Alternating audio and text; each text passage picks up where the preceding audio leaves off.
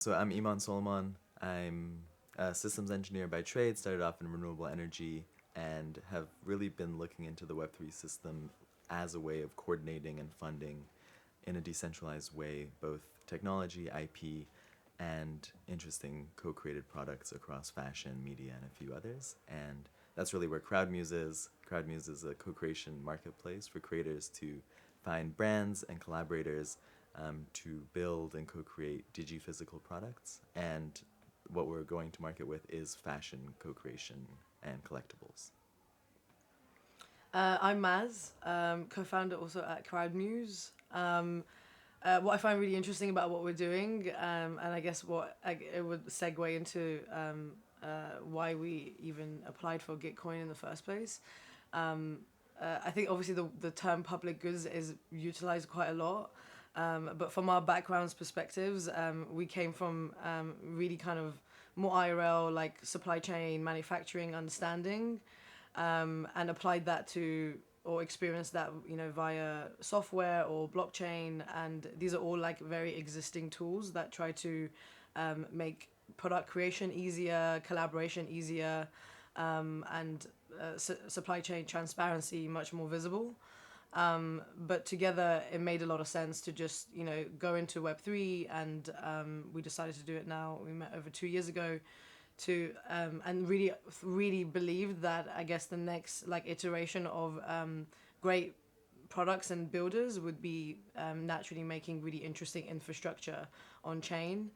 Yeah, we're really interested in it from like a infrastructure composability perspective. How can the primitives that we create enable a multitude of different types of collaborations to happen on chain? And so Gitcoin was like a great place to always go to shield projects, but also from a value like principle standpoint, it always felt very aligned. And I think this is our second grant, right? The first one wasn't as successful. The second one is better, so it shows progress. Most improved. Most improved. But I think the concept and the like product positioning in where it's at currently in the market and the types of users that it's trying to onboard and the use case is trying to validate for, it probably resonates maybe with the Gitcoin community. So we're excited to be a part of it.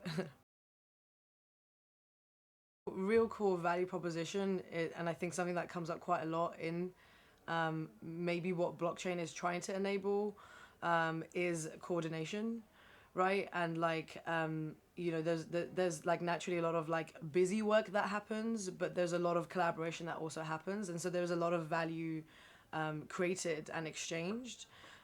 So we're really interested at multiplayer collaboration because when you look at like any kind of any product creation or any event creation, anything requires a multitude of people, and the purpose of that was to bring that creation up front and give it that genuine like yeah, I guess visibility, verification, ownership, and monetization that it rightly deserves. But plugging that into a very like traditional heavy supply chainy like environment where no one wants to deal with IRL producers, no one really wants to deal with that kind of like heavy industry. So we're really interested at garment creation, fashion, kind of accessories within that space that we can tap into micro factory facilities that are very accessible. They've also exponentially grown over the years. And on the flip side, consumer demands have grown for sustainable products. We don't tend to pitch that as like the immediate thing because from like being in industry and learnings, we've realized that maybe sustainability is not always a thing that sells. But taking a very kind of creator-led approach has helped resonate with the kind of core early adopters that we work with. And the early adopters are just as a high level. We work with pattern makers, 3D designers, fashion designers, print designers, digital and physical creators, and then plug them into a network of supply. And also brands and communities that want much more quality driven collectibles, really. and we just facilitate that creation and the marketplace for them to sell it on. Yeah, I think zooming out a bit, we're in this moment when there's so many primitives emerging with new technology within Web3, if we're going to be specific. And so the same way that Gitcoin is based on quadratic voting, there's new primitives like NFT that become consumer-led, and it's a way to be able to almost productize an experience, whether it's multiplayer, whether it's in fashion, media, art. And so by using that and enabling this revenue share, it almost creates this new short circuit to collaborate by lowering costs, because all the contributors across the value chain can now invest their skill and IP and assets to be able to create a product with collaborators and share in that upside when they're able to sell and distribute that product. So on one side, it's a direct consumer experience, and then when you think about it as modular supply chains and technology IP development, really the biggest problem that we face within the fashion industry, but also in renewable energy, is the technology investment, whether you're using a venture capital model, whether you're using kind of like a big organization model that funds it. This hasn't necessarily scaled with the right incentives. And so we're finally in a position where a consumer-driven experience of buying and purchasing a fashion collectible can have the entire value chain on-chain to show what the solar kind of usage and renewable energy or carbon credits used in the manufacturing site that was producing the clothes that we buy can all be linked in the same type of kind of product experience. And even the consumer can see what their footprint is, while also seeing where the money that they pay goes to and who's getting paid for this experience that they're actually able to physically have. That's so cool. The initial thought, and we always joke about this, and I think it's a commonly said thing now. Pranav always said you join the Gitcoin for the money and the grant, and then you kind of stay for the community. And I think that was one of the unlocks for us, where it is around building in public and building with the community that will ultimately be able to support you. And so the first experience, there was a bit of frustration from our side where we're like, we're not able to get enough donors, and this primitive doesn't necessarily, the amount of time and effort we put in to be able to kind of create the grant, but also kind of join the spaces and shill what we're trying to do in our vision on top of building the actual product is overwhelming. And every time you do it, it gets a little bit easier because now the community knows about you. Yeah. So I think the positive experience we've had is we got deep within the community, we found friends within the community, and that slowly helps us kind of get rewarded for that. On the opposite side, as a newcomer into the space, it is often difficult to find that distribution, because if someone hasn't seen your name or you're not friends with the crowd, this quadratic funding mechanism does feel like almost like a popularity contest. And I think if we're able to move into a space where it is based on value and metrics and footprint, it becomes a little bit less about, I know this person so I can trust them, and it becomes about, I know this project because it has had this impact and I can trust it. Right. So I think these are just stepping stones into moving towards a better funding mechanism for public goods and all the other cool stuff that we're building. But I think it is going to be going through this learning pains of figuring out what's the best way to implement the tech. Yeah, and this time round there was like a lot of projects. I like the categorization that you guys did.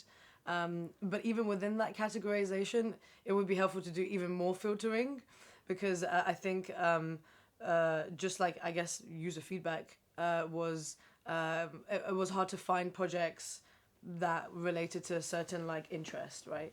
And I think that just comes over time with like having better interface, whatever that you guys are doing on the back end side. Like filtering categorization would have been helpful. And yeah, I think regardless though, I think grants in general are really difficult, right? And like, it's always a pain point where like, you know, always very much surprised when I hear other startups or other like DAOs or whatever, and they can raise a ton of money via grants, and it's a great way to get cash to sustain a project, but it is a lot of time constraint and time consumed. But I think the quadratic thing is obviously a very kind of somewhat novel concept, which, you know, can exponentially like grow the impact of new forms of funding mechanisms for very small projects. And maybe even like stakeholders within the Gitcoin community, whether they're like network members or like champions or whatever of yours, they do very good jobs as like, you know, bringing people together. But I think it's just a form of experimentation to see like how can you actually help, because you know we were newcomers, I guess, right? And the first one was probably a reflection of the maybe lack of data points people had of us, let's say. Some advice I give for newcomers, I guess, right? I think there is a lot of information, and especially if you're a new project, you tend to overcomplicate things. We always get told that, well, initially we were always, I don't know about now, but I think a lot of, at the start, it was like, you're overcomplicating things, because we were dealing with really big topics. And I think Gitcoin naturally attracts projects that are complicated, right?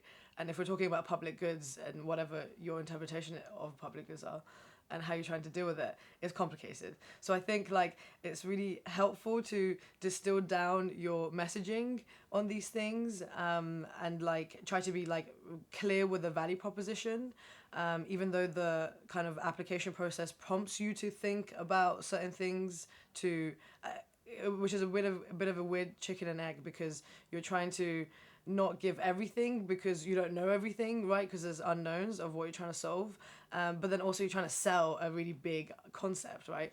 So there's like this fine balance between messaging and comms that can happen on your application, and I guess like seeing what other people are doing on these grants, and like maybe finding a way of like building together rather than constantly creating new projects, because like it's great to create new projects, but it could actually just add more noise rather than utility.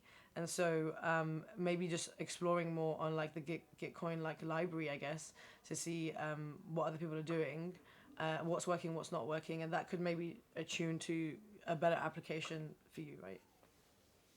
Yeah, not much to add, but I think the one thing really coming down to simplifying the problem that you're trying to solve so that people understand it.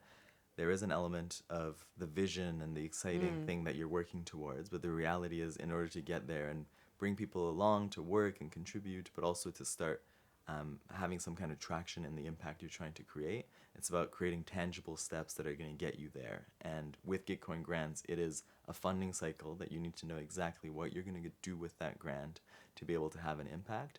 And in a way, as we progress with these Gitcoin rounds, there's going to be some element of impact that people are going to be able to see. So I think it's about playing the long game while keeping in mind that this is just your first grant, and you're going to be kind of rewarded if you're actually going to find an achievable goal to use whatever the grant comes up with and find a way to do it. So it's all about solving a real problem and knowing the steps to get there, without saying, and then we're going to do this, and then we're going to do this, and then AI is going to help us all. So Yeah.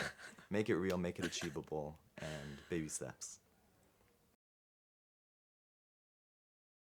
I think public goods can be seen as two ways. One is this altruistic thing that we're going to create with the intention of having other people to be able to kind of build on top of it, the same way that we've been building on the shoulders of giants.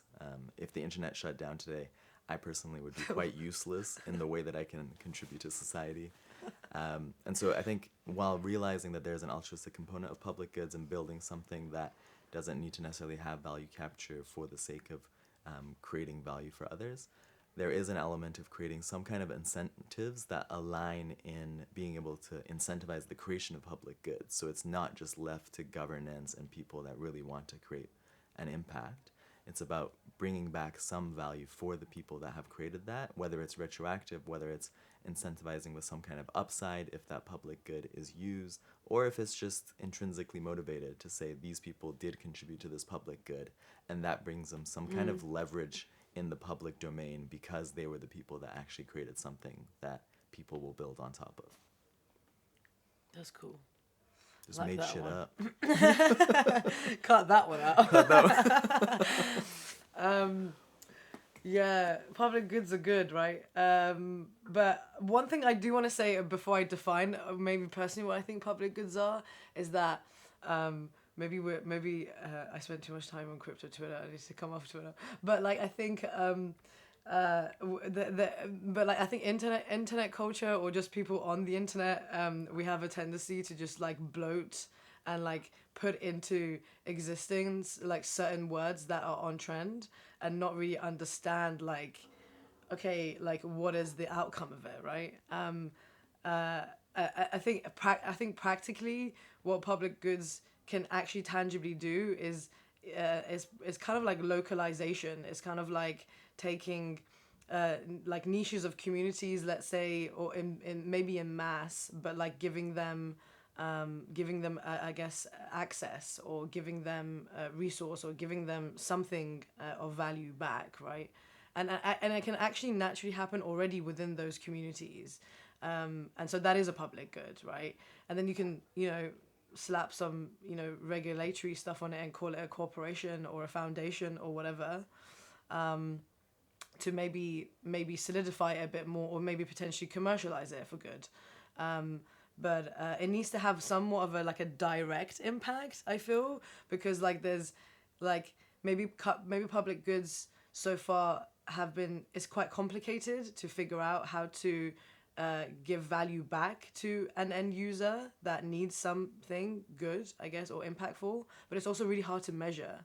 And so like if we're talking about public goods, like let's stop like flippantly using it. I don't know for what, like maybe marketing purposes, but like, or maybe you are actually doing good, but I think like it needs some kind of like trackable like visibility and like measurement of like how is this relating back to a genuine public good. So yeah.